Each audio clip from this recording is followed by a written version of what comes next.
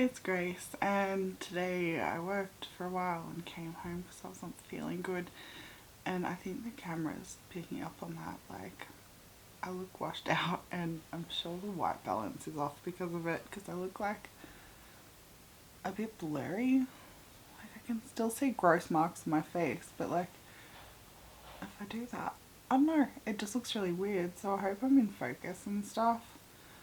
It looks like it. I don't know. I don't think I pushed any buttons. Try to look at the settings on the screen. Nothing looks different apart from I'm really pale. Maybe that's just a problem today. So what's happening today? I still haven't connected my phone because they're like, oh, you got a cord, just put the cords between them, it'll talk to each other. I guess they're assuming your phone's not quite that old because it doesn't work. Speaking of phone, that is an alarm to make sure that I am doing things, which I guess I just started, so I am. I guess technically it's working. Phone stuff, so I'm gonna have a lie down soon, and I'm gonna take both phones and see how far I get in the setting up process. I've been lying down and I thought I'd get up to film because Linda's new home came today. It took 9 days to get from Turkey to Australia, and I thought that was really cool. I'm pretty sure it was Turkey. And it's a jewellery box because she was priceless jewel that deserves something pretty.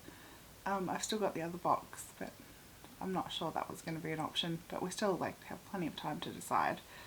It was so well wrapped, and it came with a string wrapped around it and this bead. It's kind of cute. I forgot to look up what that means. It's protection of some description, right? Okay, so I'm going to get this wrong, but if it's a Turkish one, it's the Nazar Bonkuk? Bonkuk? I'm sure. Symbolizes, oh yeah, stuff. Turkish people believe that the amulet protects its holder from the bad energies by absorbing them. So that is lovely, and it's really pretty. I like it. I'm not sure what to do with it, but I'll find something. And if I can pick it up, this is the jewellery box. It's so pretty. I know it doesn't look special, but we've been looking at so many things and this really stood out to me. So it ended up, oh my goodness, I think it ended up being $150, which seems unreasonable, but when you're looking at urns and stuff, they can be that much and more. So, didn't really worry me.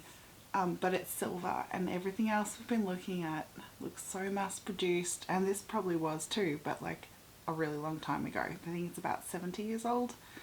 It's just pretty, and I know it was definitely cast, there's little lines, but the details are pretty, and it's got a pretty jewel in the top.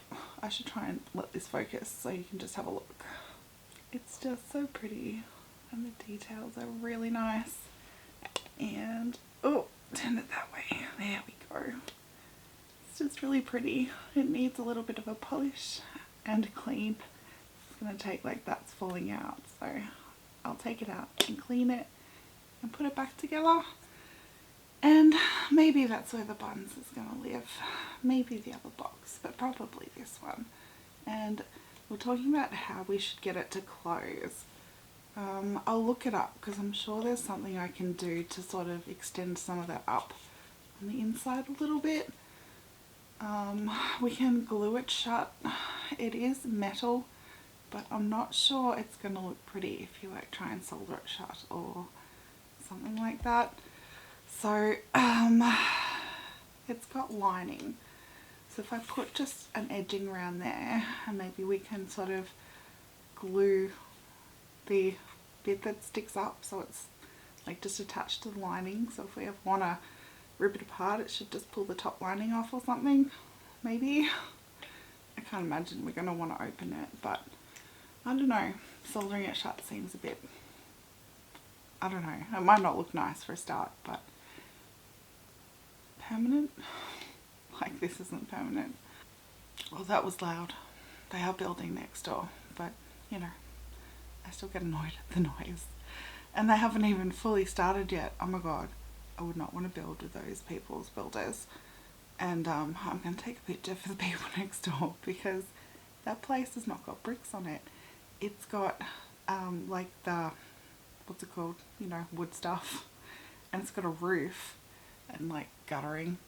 But as far as the sort of actual house bit is just boards, and then they put the windows in, and then they put the waterproof lining on, and now they've got insulation. It's not even bricked up. It's crazy town. So I hope they're working hard to try and seal that, because you've got insulation that isn't sealed. Like, that makes absolutely no sense to me. When we got this place built, the insulation was, you know, just before the plaster went on, like a couple of days. So interesting. Yeah, definitely gonna take photos of some stuff for them, just in case they haven't noticed. I don't know where they live, like we haven't introduced ourselves properly, but we will talk to them, of course. We'll be like, if you've got any problems with stuff, just, you pay a lot of money for this stuff. It's crazy. Like, we were fortunate enough, we didn't live far away, so we were up here every night, and because that house was there, it was a vacant block, so we could look at like all angles of the house. And the builders didn't really mind. We could come in whenever we liked, apart from when, like, after lockup, they were like, you know, you obviously have to let us know if you want in. So we were here a lot, and it's just so different watching next door get built. It's terrifying. Like, I know, like, I only know different from experience. I don't, like, okay, so I watched building shows and stuff when we were building, so we kind of knew what bad stuff was. We really didn't know what we were looking for, so yeah, I don't know, just comparatively, I know things go up fast, and, you know, that's fine, but oh, I'm not sure that's the right order of doing stuff. Personal opinion, maybe. Not a professional, but you'd probably want to get the outside weatherproof before you start putting the inside stuff in. Maybe. Okay. Good rant. Good rant. Alright, rant aside. I don't know, today I just feel really crap. Ooh, helicopter. Hopefully, I don't think it's the ambulance one, but it's loud. So between washing machine and building and helicopter right now. Annoying. Distracting. What was I saying? I feel like crap. I just felt like dizzy and like just a shortness of breath. Not just, I really hate it. It's like I'm trying to sit still and not move. Harry Potter stuff. And what are you going to be doing? I don't know if I'm allowed to put a clip, and I'm really bad at remembering anything, let alone movie quotes word for word. So something to the extent of sitting quietly, pretending I don't exist. So that's been the motto of the last couple of months, really, hasn't it? So I was watching Lizzie Gordon, and I don't know where everyone knows her from, but I know her from being friends with Ryland Adams, and I just, I don't know why. Oh, I haven't watched it for like a month, or people listen to it, but I watched the YouTube version because I watch YouTube a lot. Funny about that. So she lost her dog Jelly, and it was really nice to, not nice to watch someone else going through it. It's horrible to say, but she's like, I haven't done anything for myself for a week. I haven't brushed my teeth. I haven't had a shower. I haven't done anything. And I'm like, well, I'm literally only doing those things because I have to leave the house and like interact with other people. When I'm at home, it doesn't happen. So she said some good things, and of course, I can't remember exactly, but she was like, Jelly was like my mother and my daughter and like the mistress of the fucking universe. And I was like, yeah, fuck yes. And she's like, I feel lost, but Jelly always wanted everyone to feel better and, you know, make sure everything was okay. And like, I'm trying to live up to that. And I'm like, it's well put. And she said that like she had an encounter with somebody and they said that she was blessed. And she's like, right. I am blessed. I'm blessed to have that much love in my life that it hurts this bad. And I was like, yep, cool. So, I don't know, it makes me feel better and heard, and I don't know, she said a lot of stuff. Go watch her stuff, some podcasts with her and Ryland, The Sip, that's what it's called.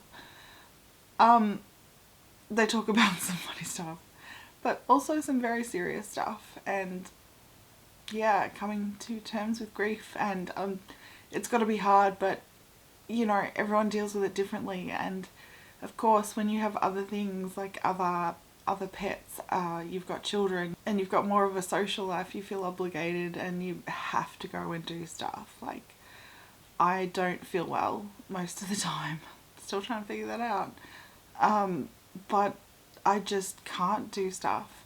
I have to plan what I'm doing. If something doesn't go sort of according to plan, I get a little bit upset because I have to save energy or expend energy I don't have. Like, I went shopping last night and it was too much for me. I should have known, because I wasn't feeling, like, I just haven't been feeling good.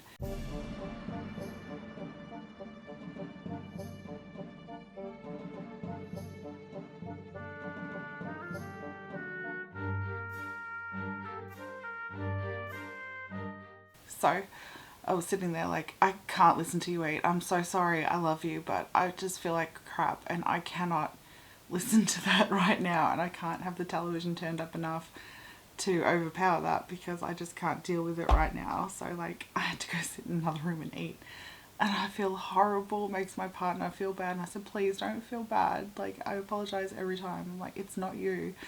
And there's a thing from Metalocalypse, Murderface, like, just starts beating down on, I can't even remember who it was, but he's just like, well, nope, focused in on your eating.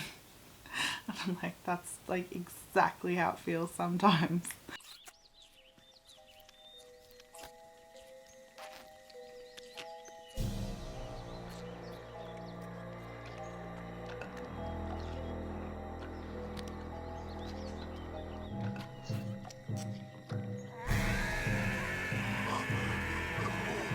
What are you doing? Sorry, it's my fault. I can't stand the CO2. I just locked in on it. My fault, sorry. And I'm just like, no, I'm so sorry, I can't deal with that. And I know when it's bad when I can't listen to myself eat. Like, that doesn't happen very often, but it's kind of funny. Where was I going with that? I don't know, something about being overwhelmed and not being able to do stuff.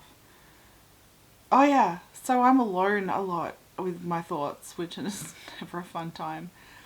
I can't go and do stuff. I might want to take my mind off things and I don't have the energy, or I'm in pain, so like, just not an option. And I don't know if that's helping. I'm sure it's not.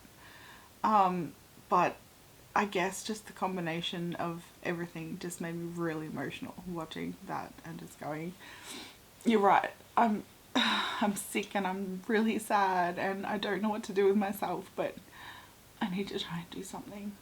Just being a miserable ball, and it's been this long, and I don't know if it's ever going to get any better. My partner and I were discussing when is the right time to get a kitten, because we're like, well, we can't unless we can look at a picture of Lynn without crying. I'm like, I don't think I'm going to be able to do that for the rest of my life. Like, so that might not be an option. Like, is it too soon? Absolutely. But we need a distraction.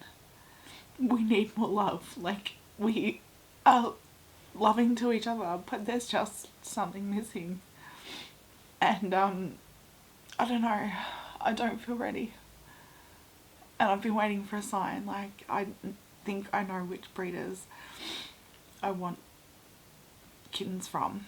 There's one, I talked about a breeder and her things for basically just wanting to put, if she's going to bring life into this world, she's going to make sure that it has the best life.